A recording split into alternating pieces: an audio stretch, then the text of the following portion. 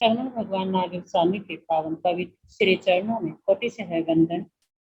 वर्तमान आचार्य सम्राट डॉक्टर श्री शिव मुनि जी महाराज साहब के पावन पवित्र श्री चरणों में कोटि से है वंदन। आगम ज्ञाता हिमाचल केसरी परम पूज्य पूज्य गुरुदेव श्री जितेंद्र मुनि जी महाराज साहब के चरणों में कोटि से है वंदन। ऑनलाइन एजुकेशन के प्रणेता संघ सेतु उपाध्याय पर्व पूज्य गुरुदेव श्री जितेंद्र मुनि जी महाराज साहब के चरणों में कोटि से है वंदन। ऑनलाइन एजुकेशन में पधारे हुए सभी गुरु भगवान गुरुनी तुल्य सभी साधियों के चरणों में वंदन नमन। आज ज्ञानदाता आगम प्रदाता पूज्य गुरुदेव श्री जी की प्रत्यक्ष वंदना का लाभ ले रही हैं निर्भीक वक्ता श्री संतोष कुमारी जी महाराज साहब की सुशिष्या साध्वी डालीमा व फरीदी जी महाराज साहब। तीखु तो आया हीनं पाया हीनं करेमि वन्दामि नमं स्वामी सकारेमि सम्मानेमि कल्याणं मङ्गलं देव्यं चेयं पज्वा स्वामी मध्ये तीखु तो आया हीनं पाया हीनं करेमि वन्दामि नमं स्वामी सकारेमि सम्मानेमि कल्याणं मङ्गलं देव्यं चेयं पज्वा स्वामी मध्ये तीखु तो आया हीनं पाया हीनं करेमि वन्दामि नमं स्वामी सकारेमि सम्मानेमि कल्याणं मङ्गलं दिव्यं चेयं पज्वा स्वामी मध्ये सुख साता गुरुदेव हाँ जी साता है मथेन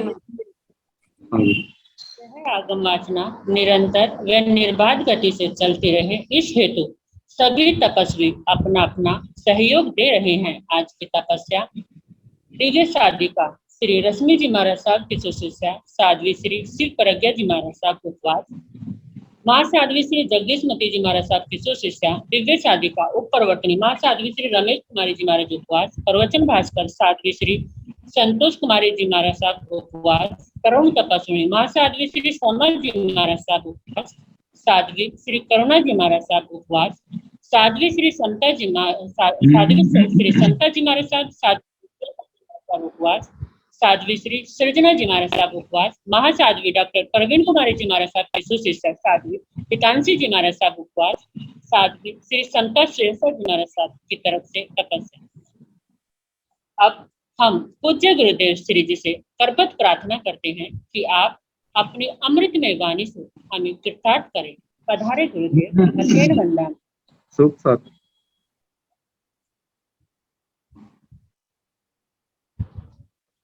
वंदन।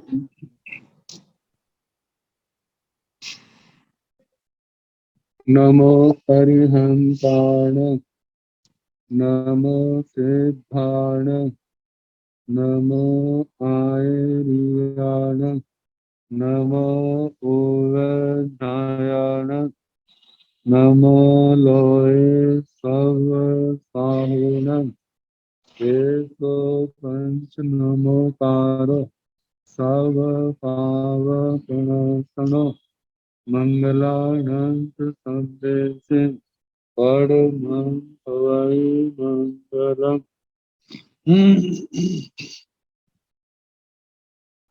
जिन शासन जिन वाणी सदा जयवंतो समन्त सदा पवित्र मंगल हो।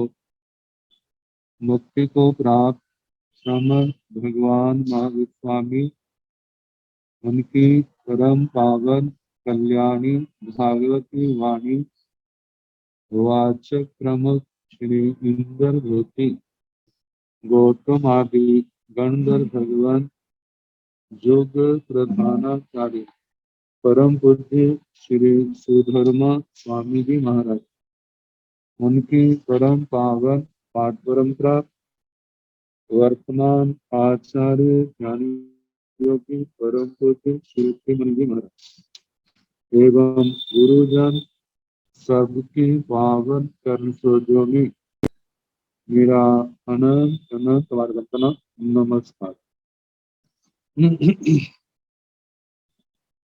आगम परिषद में विराजमान श्रेष्ठ मुनिरा, अन्य मुनिवर, परमात्मीय भगवती स्वरूपा महासाध्वी श्री स्थानम सूत्र की वाचना प्रारंभ है। दूसरे स्थान का चौथा उद्देश्य सुनाया जा रहा। तो कल आत्मा जब शरीर को छोड़ता है देश और सर्व से, तो उसका वर्णन आया। तो आज केवली धर्म श्रवण का साधन, जो धर्म केवली भगवंतों के द्वारा कहा गया है, उस धर्म की प्राप्ति इस आत्मा को कैसे हो। वैसे तो आगे वर्णन आएगा, कहा रूवाण कीराण घंटे पशुवासना किम फला श्रवण फला श्रवणे नाण फले नाणे विनाण फले, ऐसा आता है। पर उपासना होगी तो सुनने को मिलेगा, सुना है तो ज्ञान होगा, ज्ञान है तो विज्ञान होगा, विज्ञान के बाद प्रस्थान आएगा, संयम आएगा, संबर आएगा, ऐसी श्रृंखला चलती। लेकिन जहाँ प्रकार की आत्मा की योग्यता, जब तक आत्मा के अंदर ये बातें नहीं पाई जाती, तब तक आत्मा को केवली प्रवृत्ति धर्म का श्रवण और इसके आगे सुनना, अर्थ ग्रहण करना, श्रद्धा आदि का आना, ज्ञान की प्राप्ति होना, ये बातें इसके बिना नहीं आती। यदि ये दो बातें हमारे जीवन में नहीं तो बताया है, दो ही ठाणे ही पाया केवली पनत्तं धम्म लगे श्रवण आय संजा अयेणं चेव उपसमेणं चेव एवं जाप मान पज्जव नाणं उपाड़ेगा संजा अयेणं चेव उपसमेण चेव। दो ही ठाणे, दो स्थानों से, दो कारणों से आया आत्मा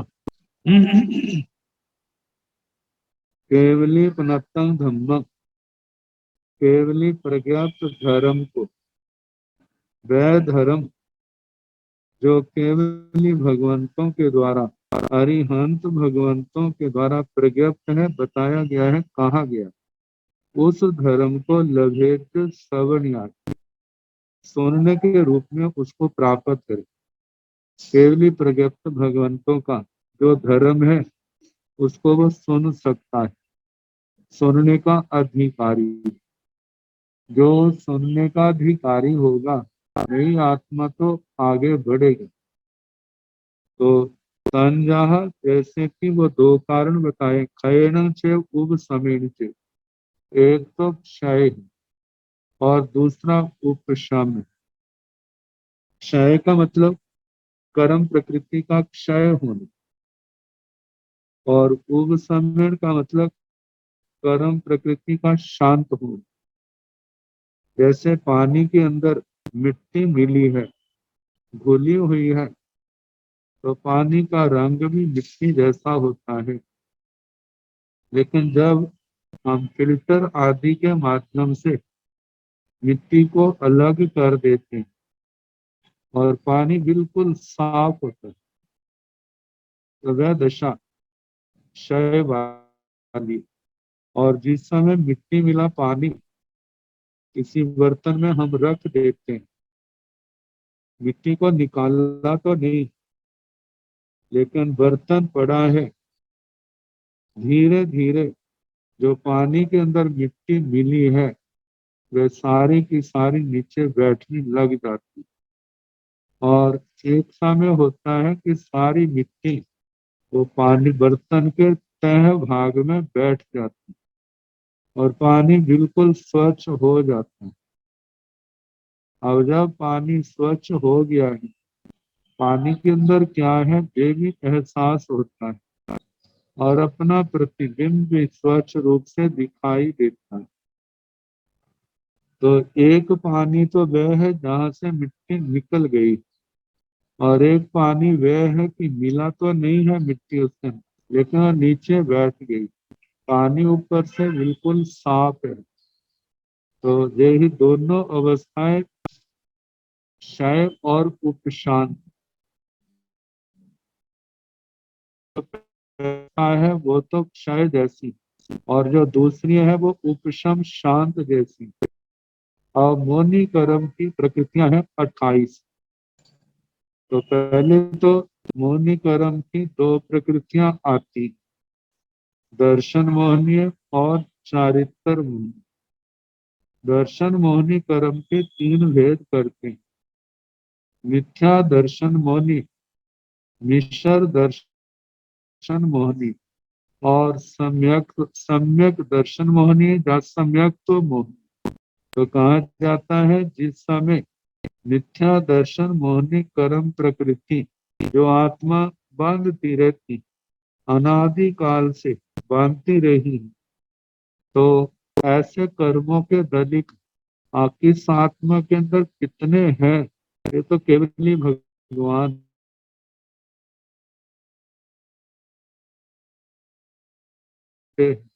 दूसरा व्यक्ति इसका निर्णय नहीं कर सकता। तो कितनी बार ऐसा समय होता है उन कर्म दलिकों में, एक कर्म दलिक ऐसे होते हैं जो एक कर्म दलिक पूर्ण रूप से, तो जिस समय वो उदय में होंगे, यदि सम्यक्तो मौनी के पुद्गल भी उदय में नहीं, मिथ्यात्व के जो पुद्गल थे वो उदय में जो थे वो क्षय हो गए और दूसरे उदय में नहीं है, और उस समय अवस्था है, उस अवस्था में मिश्र दर्शन मौनी कर्म के उदय में है। तो वो जब उदय में होंगे की सम्यक्तों की अवस्था डामाडोल होगी, दुविधा ग्रस्त होगी, शंका कांक्षा आदि से ग्रस्त होगा, आत्मा के अंदर अस्थिरता दुविधा पाई जाएगी। और एक पुद्गल ऐसे हैं जो गुण के सर्वथा घाती तो नहीं है लेकिन आवरण रूप है। तो तुझे मिथ्या दर्शन के भी नहीं, मिश्र दर्शन के भी नहीं, सम्यक तो मोहनी, सम्यक दर्शन मोहनी कर्म के पुद्गल है, तो जिनको विशुद्ध कहा जाता है। में शंका आदि दोष आ जाते हैं, लेकिन वो थोड़ा होने के कारण से ज्यादा प्रभाव नहीं डाल सकता, और कुछ समय के बाद आत्मा को स्वयं समाधान मिल जाता है या दूसरे के द्वारा समाधान मिल जाता है, तो वो पुनः अपने अवस्था में सम्यक्तों में स्थिर हो जाता है। तो कहा जाता है कि ये मिथ्या दर्शन होने के, दर्शन मोहनी की 3 प्रकृतियां, मिथ्या दर्शन मोहनी है, मिश्र दर्शन मोहनी और सम्यक्तो मोहनी। तो मिथ्या दर्शन मोहनी के जो प्रकृतियां हैं ये तो सर्वघाती है सम्यक्तो की, मिश्र मोहनी की सर्वघाती तो नहीं, लेकिन उसके अंदर हलचल तूफान मचा देती है।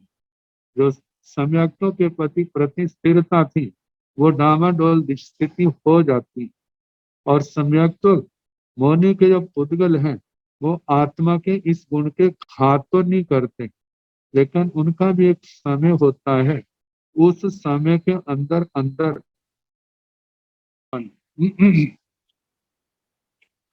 तो मिथ्या दर्शन मोहनी कर्म की प्रकृतियां जिसके क्षय होगी, तीनों प्रकृतियां मिथ्या दर्शन की, मिश्र दर्शन मोहनी की, सम्यक्त मोहनी की, अनंत अनुबंधी क्षयों की प्रकृतियां यदि पूर्ण रूप से क्षय हो गई, अब क्षायिक सम्यक्तों को प्राप्त कर लेता है।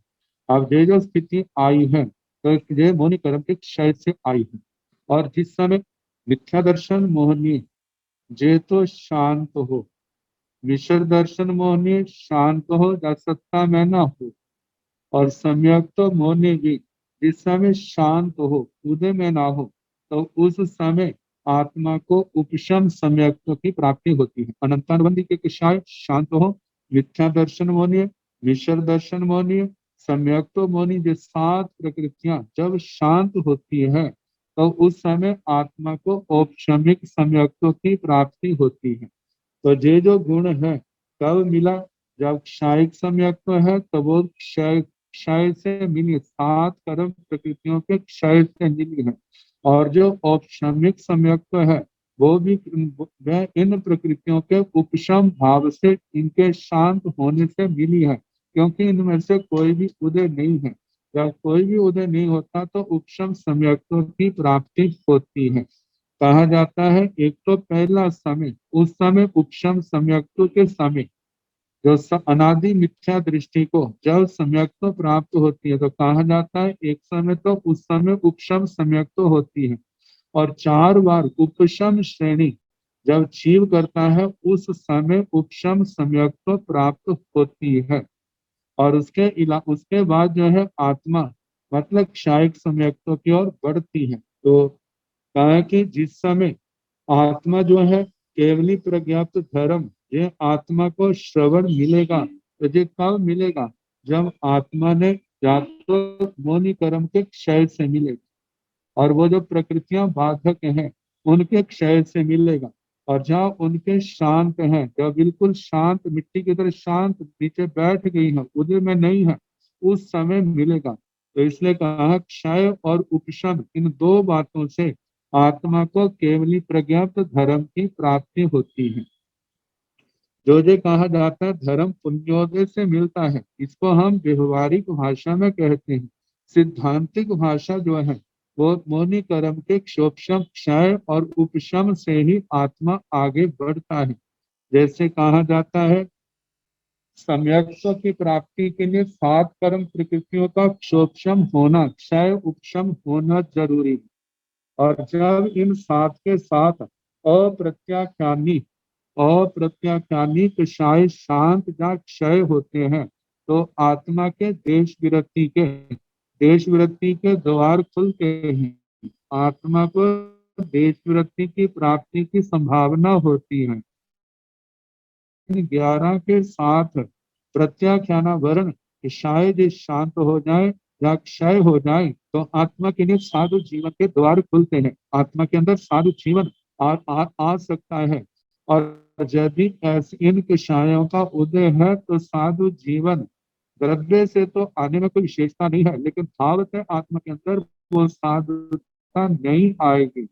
और जब तक मोहनी कर्म 28 प्रकृतियां हैं, यदि इनमें से एक भी उदय में है, थोड़ा सा भी उदय में है, तो आत्मा को यथाख्यात चरित्र की प्राप्ति नहीं होती। तो कहा जब जो इनमें से क्षय हो जाएंगे तो जब उशांत हो जाएंगे तब आत्मा को क्षय से क्षायिक वीतरागता मिलेगी, 12वां गुण स्थान मिलेगा।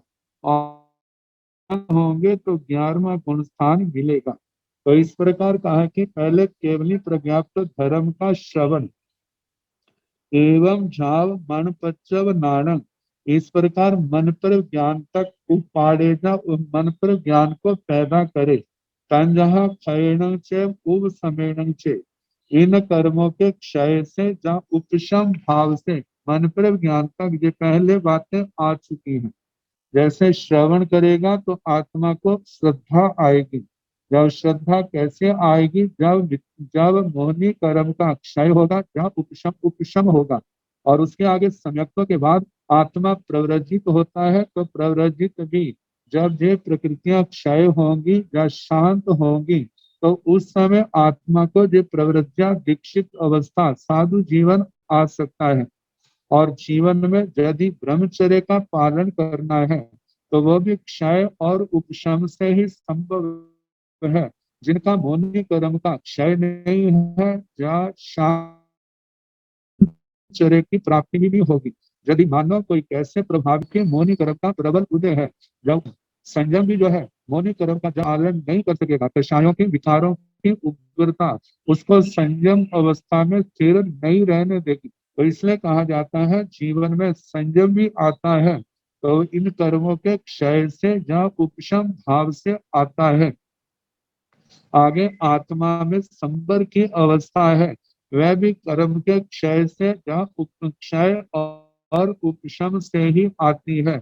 संबर के बाद मति ज्ञान, श्रुत ज्ञान, अवधि ज्ञान, मनप्रव ज्ञान, ये जो ज्ञान है ये भी इस क्षय और उपशम भाव से ही पैदा होते हैं। मतलब जब इन कर्मों का क्षय होगा या शांत होंगे तो उस समय ये गुण आत्मा को प्राप्त होंगे। यदि ऐसा नहीं है तो ये गुण भी प्राप्त नहीं होंगे। और जहां पर मंत्र ज्ञान तक ही कहा है, केवल ज्ञान का नहीं कहा, क्योंकि केवल ज्ञान की जो लब्धि है वो क्षय से मिलती है, उपशम भाव से नहीं मिलती, इसलिए उसका ग्रहण नहीं किया। तो जहां पर क्षोक्षम शब्द क्षय और उपशम जब इन दोनों शब्दों को जोड़ देते हैं तो उस समय शब्द बनता है संधि करने क्षय जमा उपशम क्षोक्षम। तो क्षोक्षम के संबंध में कहा जाता है जिस समय उपशम भाव होता है तो कितनी प्रकृतियां क्षय होती है, कितनी शांत होती है। तो सम्यक्तों में कोई भी सम्यक्तों की घातक प्रकृति उदय में नहीं होती। जो सम्यक्त मौनी है वो भी शांत है, वो अवस्था उपशम की है। ये दर्शन मोहनी श्रद्धा को लेकर के है। चारित्र मोहनी की अपेक्षा से देखा जाए तो जो 16 कषाय और 9 कषाय है, जब सम्यक दर्शन मोहनी की 3 और ये 25 प्रकृतियां जब तक ये शांत नहीं होंगी तब तक आत्मा को 11वां गुण स्थान उपशम वीतराग संयम की प्राप्ति नहीं होगी। तो कहा जाता है जैसे जैसे इन कर्म वृत्तियों का उपशम बढ़ता जाएगा आत्मा के गुण बढ़ते जाएंगे, लेकिन उपशम भाव के कारण से पैदा होने वाले गुण स्थायी नहीं होते। लेकिन जो इन कर्म प्रकृतियों के क्षय होने से जो गुण आत्मा के अंदर पैदा होते हैं तो उनकी आदि होती है, उनका अंत नहीं होता। जैसे क्षायिक सम्यक तो आ गई है तो इसकी आदि है, अंत नहीं है। जब मोनी कर्म बिल्कुल जड़ों से बिल्कुल उखड़ गया है, उस निर्जना होगी, खत्म हो गया है, तब आत्मा को क्षायिक चारित्र की प्राप्ति होती है।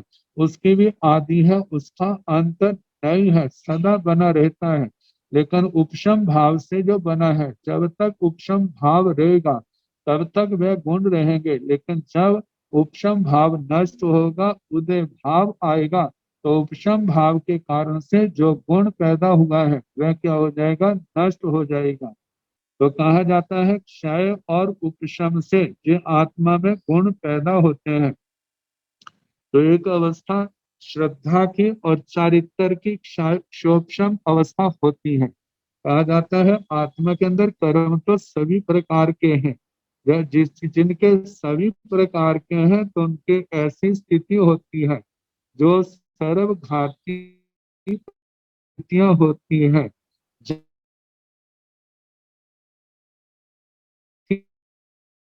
वो तो नष्ट हो गई, लेकिन जो उनका अभी समय नहीं आया, वो उदय में नहीं आई।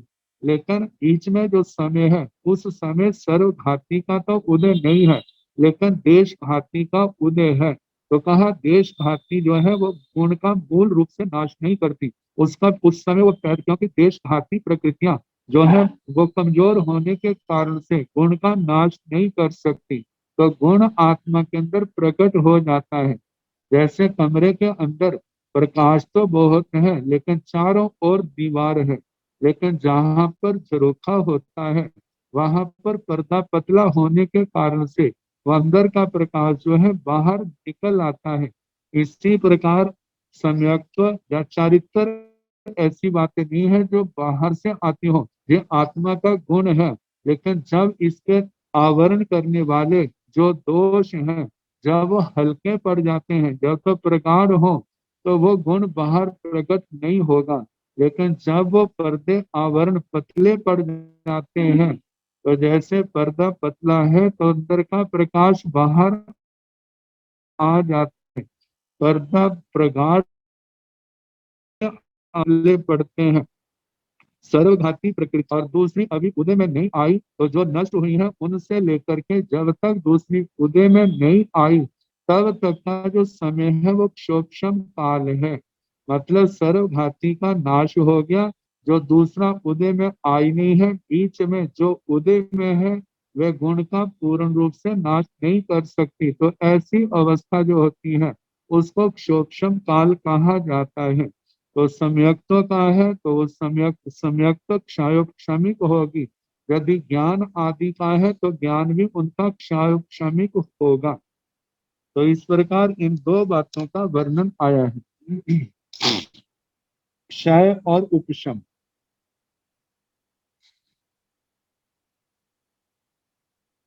अब इसके आगे काल के संबंध में पल्योपम और साग्रोपम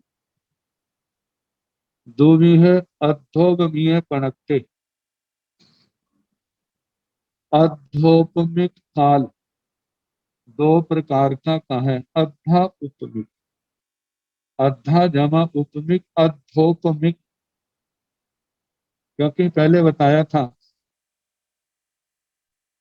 ये पल्योपम और सागरोपम तीन प्रकार के, एक उद्धार, एक अद्धा और एक क्षेत्र। तो जहां पर अद्धा का वर्णन है, अद्धा पल्योपम, अद्धा सागरोपम, जिसका काल से संबंध है। उद्धार पल्योपम सागरोपम जो आए थे उससे तो इस तिरछे लोक में, मध्य लोक में जो द्वीप समुद्र है उनकी गणना की जाती, जो 28 उद्धार सागरोपम के बराबर। जो जीवों की आयु मापी जाती है, या कर्मों की स्थिति देखी जाती, या काल चक्कर मापा जाता है, ये अद्धा पल्योपम सागरोपम इस माप से मापा जाता है। और जो क्षेत्र पल्योपम सागरोपम है, इनसे जो दृष्टिवाद के अंदर द्रव्य आए हैं उनका परिमाण, उनका मापतोल किया जाता है। तो बताया है दुनिया अथोभमीय पणते कंजः पल्योव में चेव सागरोव में चेव सेकिंतंग पल्योव में जंग जोयन विच्छिन्न पल्लम एगाह्य परूढ़ान भोज निरंतर निश्चितं भारितं बालक कोडिनं वास सय एक एक अवहड़म्बी जो कालो सो कालो वो धब्बो उपमा एगस पल्लस एसिंग पल्लाण कोड़ा कोड़ी हवेज 10 गुणिता तंग सागरोमस उ एगस भवे परिमाण। दूसरी है अध्योपमीय पणत्य। अध्योपमिक काल दो प्रकार का कहा। तंजः जैसे कि, तद यथा जैसे कि, पल्यों में चे सागरो, पल्योपम और सागरो। पल्य उपम, उपमा दृष्टांत कहा जाता है। पल्य कुआं, कुएं का दृष्टांत दिया जाता है। और सागरोप में सागर की उपमा दी जाती। तो सेकिंग तंग पल्योपम, पल्योपम का क्या स्वरूप है? पल्यों में पल्योपम जंग दोयन विच्छिन्न, जो एक योजन विस्तार का है। पल्लम पल्ले कुआं, ताकि वह योजन विस्तार वाला पल्ले एगाही परूड़ान, जैसे कहा जाता है जुगलिए। कल्पना करो उनका आज जन्म हुआ, और कल्पना सुख बड़े सूक्ष्म केश होते हैं, बाल होते हैं। तो 1 दिन से लेकर 7 दिन तक की संख्या बताई जाती है। ऐसे जुगलियों के कल्पना से उन बालों को काटा जाए। ओज निरंतर निश्चितम, और उन बालों से उस कुएं को भरा जाए। हरितम बालक का कोड़ीनम, बाल आकर कोटि, मतलब बालों के सूक्ष्म खंडों से उसको भरा गया। और एक एक बाल बास साई 100 वर्ष के बाद निकाला जाए वो टुकड़ा। एक एक के अवहड़म्बी जो कालो, 100 वर्ष के बाद कल्पना करो एक बाल निकाला जाए। तो एक एक के अवहड़म्बी, एक एक बाल के ऐसे निकालने पर जो कालो, जो काल समय लगा है, सो कालो वो धब्बो, वह काल जानना चाहिए। उपमा एकस पल्लस, एक पल्ले की उपमा, मतलब एक पल्योपम। ए सिंह पल्लाण, इन पल्लियों की कोड़ा कोड़ी हवेज 10 गुणिता, मतलब कि कोटा कोटि 10 गुणा, मतलब 10 कोटा कोटि। जब ये पल्योपम 10 कोटा कोटि हो जाएंगे, 10 कोटा कोटि पल्योपम, तं सागरोपस उ एकस भवे परिमाण, वह एक सागरोपम का परिमाण, परिमाप कहा जाता है। जहां पर संक्षेप शैली से कहा गया, लेकिन अनुयोग द्वार में विस्तार से इस बात को कहा है। कहा जाता है कि ऐसा कुआं जो 4 कोस लंबा चौड़ा गहरा है। अब प्रश्न उठता है कि ये जो परिमाण है, ये 3 प्रकार का कहा है। एक प्रमाण अंगुल से, एक उच्छेद अंगुल से, एक आत्म अंगुल से।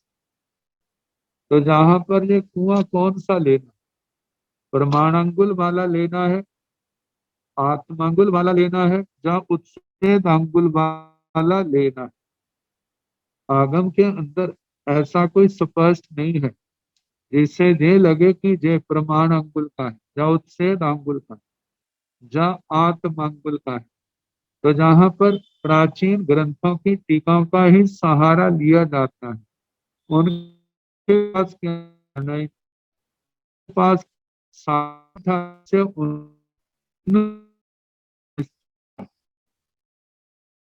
उनके गुरु धारणा ही, तो उन्हें प्रमाण बड़ा ही हो। कारण क्या है, वहां पर भरत चक्रवर्ती की उंगलियों से मापा जाएगा। तो उनकी 500 धनुष की अवगाहना थी, तो वो जो है जब 500 धनुष की अवगाहना है, तो उसके हिसाब से उनके हाथ, उनके धनुष उतने ही ज्यादा बड़े होंगे। जैसे उनकी 24 अंगुल, जब 500 धनुष की अवगाहना वाले के अंगुल के हिसाब से मापा जा रहा है, तो वो तो धनुष क्या, कोष क्या, सारे क्या होंगे, बहुत बड़े होंगे। और दूसरी ओर उच्छेद अंगुल है। उच्छेद अंगुल के संबंध में कहा है, जब 5वां आरा आधा बीत जाएगा, उस समय के लोगों की जो उंगलियां हैं, वो जब शरीर छोटे हैं तो उनकी उंगलियां भी छोटी होंगी। तो कहा जाता है उन लोगों की उंगलियों के परिमाण से जो चीजें मापी जाती हैं, या उन लोगों की उंगलियों को उच्छेद अंगुल कहा जाता है। तो उन उंगलियों से मापा गया जो परिमाण है, उसको उच्छेद अंगुल प्रमाण कहा जाता है। जिनके संबंध में कहा जाता है उच्छेद अंगुल 2 बराबर भगवान महावीर की 1 अंगुल, उच्छेद अंगुल 1000, प्रमाण अंगुल बराबर 1, मतलब के 1 प्रमाण अंगुल, और उसके हिसाब आगे अनुसार उनके समान जो उच्छेद अंगुल है वो 1000 अंगुल होंगे। मतलब उच्छेद अंगुल से 1000 गुना प्रमाण अंगुल बड़ा है। आत्मांगुल वह है जो जिस समय के लोग होते हैं, उनके लोगों से, उन लोगों की उंगलियों से जो मापा गया है, मापे गए पदार्थ हैं, वो आत्मांगुल से मापे गए हैं। तो जहां पर किसको लिया जाए, तो जहां पर धारणा ही है प्राचीन टीकाएं जो मैंने देखी है उनके हिसाब से, और आचार्य भजश्री आचार्य महाराज ने भी तो इस प्रमाण जो कहा है वह उच्छेद अंगुल के हिसाब से कहा है। जैसे उन्होंने कहा है कि उच्छेद भगवान महावीर का आधा अंगुल परिमाण से 1 जोजन लंबे चौड़े और इतने निबिड़ हो जाए, निबिड़ मतलब इतने आपस में ठसा हो जाए, गाढ़े हो जाए कि प्रबल तूफान आने पर भी कोई खंड उड़ने ना पाए। प्राचीन धारणा के अनुसार पुराने संत गुरुजन कहते थे कि उसमें से चक्रवर्ती की सेना उसके ऊपर से निकल जाए तो एक भी नीचे ना दबे, इतना ठसाठस भरा हुआ है। यदि उस कुएं पर से गंगा सिंधु नदी निकल जाए तो पानी का एक कण भी उसके अंदर ना जाए। ये तभी संभव है जब अत्यंत प्रगाढ़ रूप से वहां पर उनको प्रेस किया हुआ है, अन्यथा यदि प्रेस ना हो तो उसके अंदर जल के कण चले जाएंगे। जब चक्रवर्ती की सेना निकलेगी तो उसके बोझ से उसके अंदर जरूर नीचे वो दबेगी, लेकिन ऐसा कुछ भी नहीं हुआ। ऐसे सूक्ष्म खंडों को 100 वर्ष के बाद से निकाला जाए तो जितने समय में वो कुआं खाली हो उसको एक अद्धा पल्योपम कहा जाता है। तो अनुयोग द्वार के अनुसार मैं सुना रहा था कि वहां पर 2 प्रकार का प्रमाण कहा है, एक बादर और संबंध में तो कहा जैसे वो जुगलियों के बालों के वो टुकड़े टुकड़े किए गए हैं और उन टुकड़ों से, वो टुकड़े स्थूल रूप में हैं, उन टुकड़ों से भरा गया है। अब उन टुकड़ों को 100 वर्ष के बाद निकाला जाए, जितना समय लगे प्रयोगों को 10 कोटा कोटि से गुणा किया जाए तो जितना आए उतने समय का नाम बादर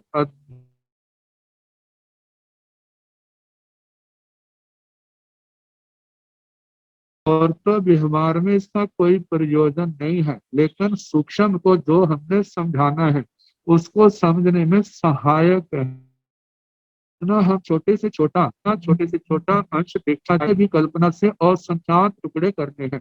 तो कहा दृष्टि की अवगाहना से असंख्यात गुण सूक्ष्म।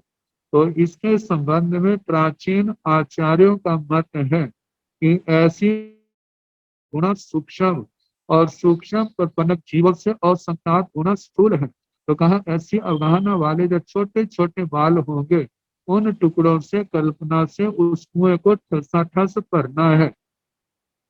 अब कल्पना से एक एक जो टुकड़ा है उसको 100 वर्ष के बाद निकाला जाए।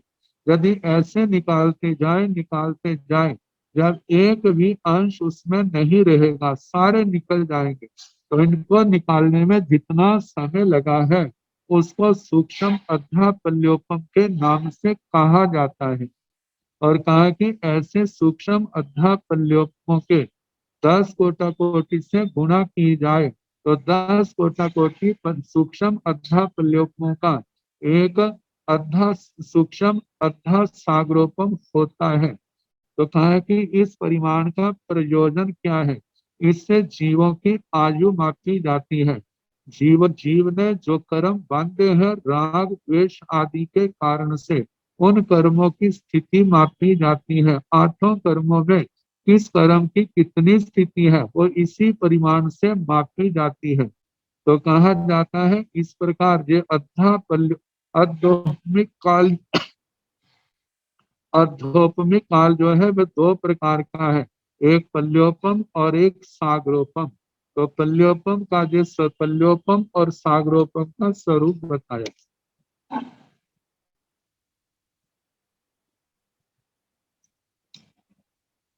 अब इसके आगे क्रोध आदि के 2 रूप।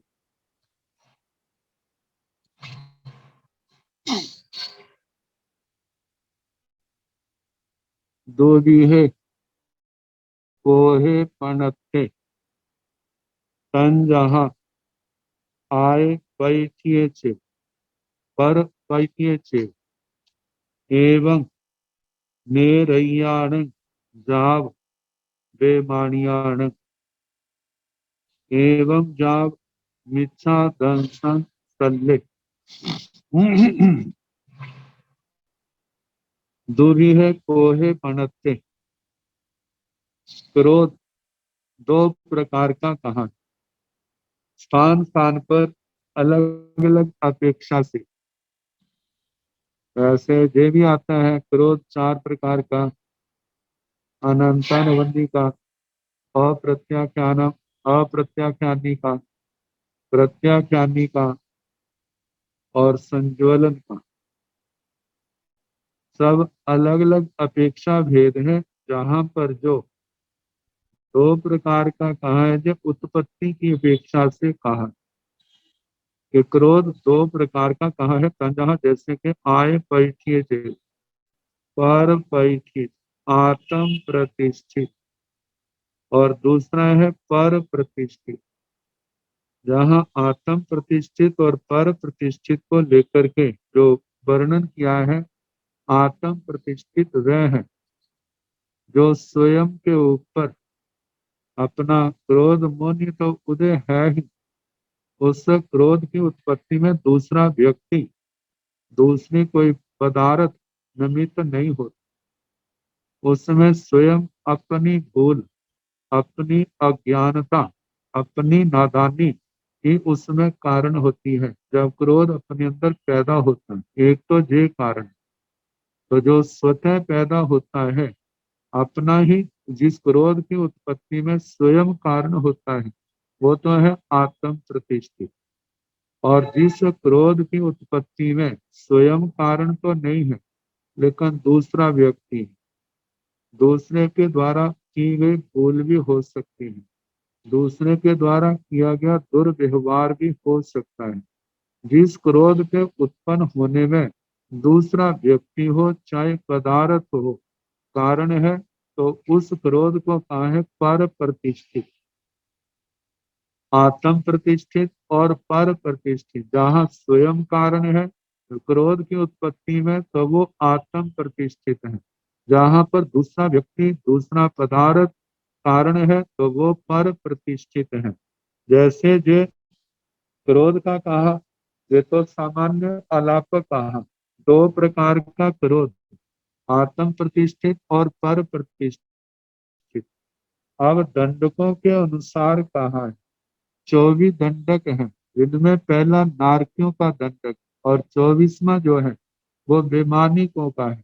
तो कहा जाता है क्रोध, ये जितने विकार हैं मोनी कर्म के, या जो भी जो पाप पाए जाते हैं, ये 24 दंडकों में पाए जाते हैं।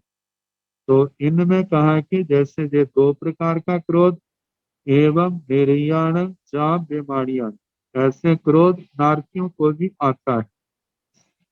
वो अकशाई पद है, वहां पर भी क्रोध आदि पाप पाए जाते हैं। जब उनका क्रोध है तो उसमें भी दो ही प्रकार का, एक आत्म प्रतिष्ठित है और एक पर प्रतिष्ठित है। नारकी को क्रोध आया है, कभी अपने कारण से आया है, कभी दूसरे के कारण से आया है। तो वो क्रोध दो प्रकार का होने से जो अपने कारण से आया नारकी को क्रोध, वह स्व प्रतिष्ठित है। जो दूसरे के कारण से क्रोध आया वह पर प्रतिष्ठित है।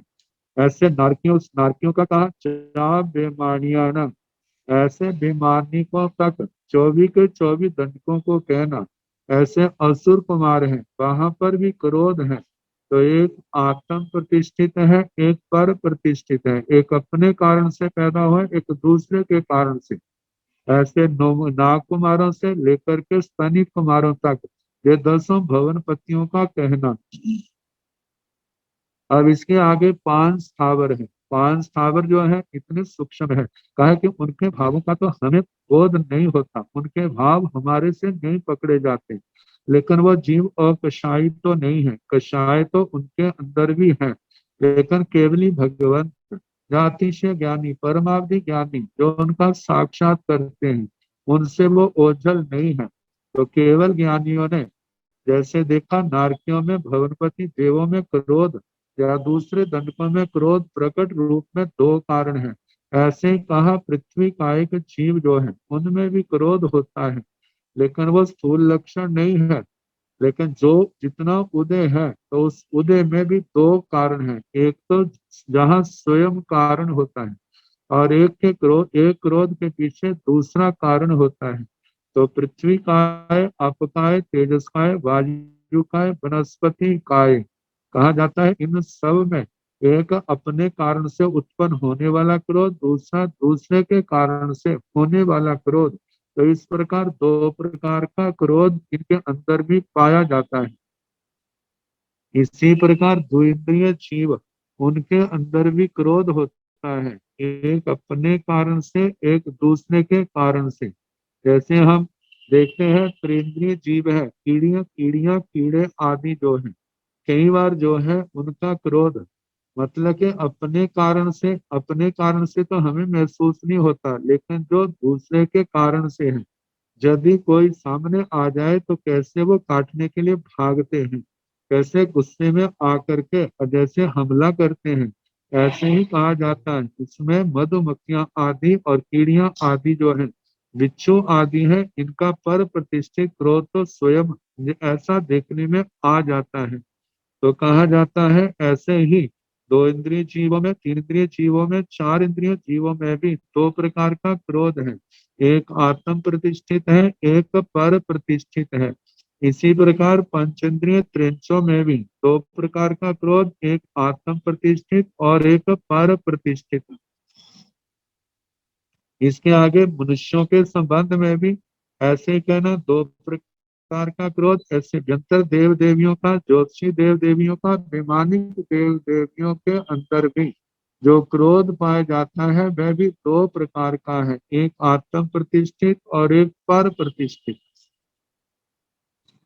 तो जैसे जे तो क्रोध का कहा, एवं जाव मिच्छा दंसन सल्ले, आगे के जो पाप हैं जैसे क्रोध का कहा, ऐसे एवं इसी प्रकार इन पापों तक कहना।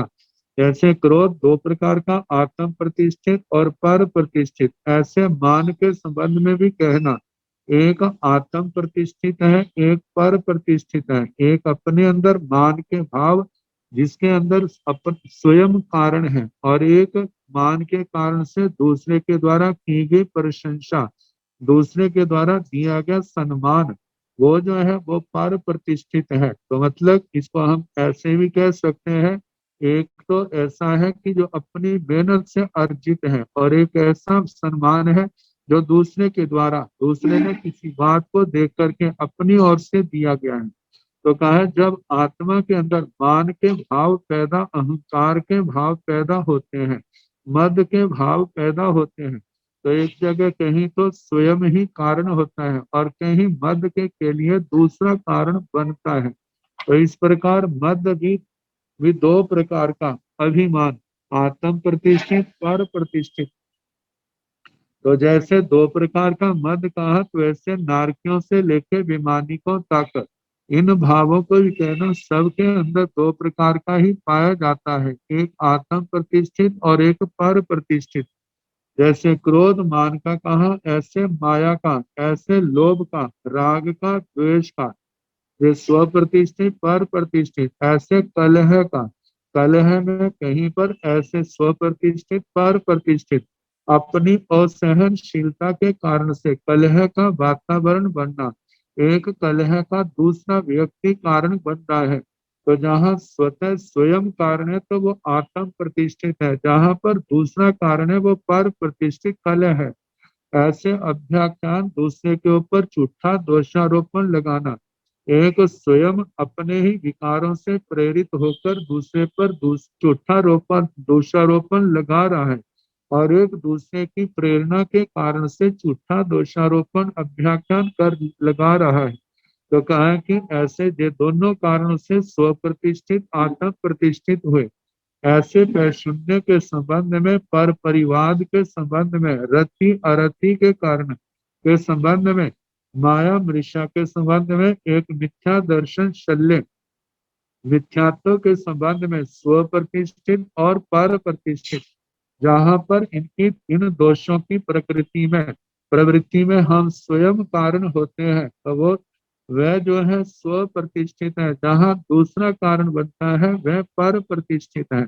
स्व प्रतिष्ठित में हम ऐसा कह सकते हैं जहाँ पर मौनी कर्म का उदय विशेष होता है कि जहाँ दूसरे की अपेक्षा न रखे स्वयं ही अपनी स्वच्छंदता के कारण से, अपने अनियंत्रण के कारण से उन पापों में प्रवृत्ति करता है। और जहाँ कहीं पर मंद उदय हो तो दूसरे की प्रेरणा से भी इन पापों में प्रवृत्ति करता है। तो इस प्रकार ये मिथ्या दर्शन शल्य तक जो 18 पाप है, ये सारे दो दो भेद हो गए, एक आत्म प्रतिष्ठित और एक पर प्रतिष्ठित।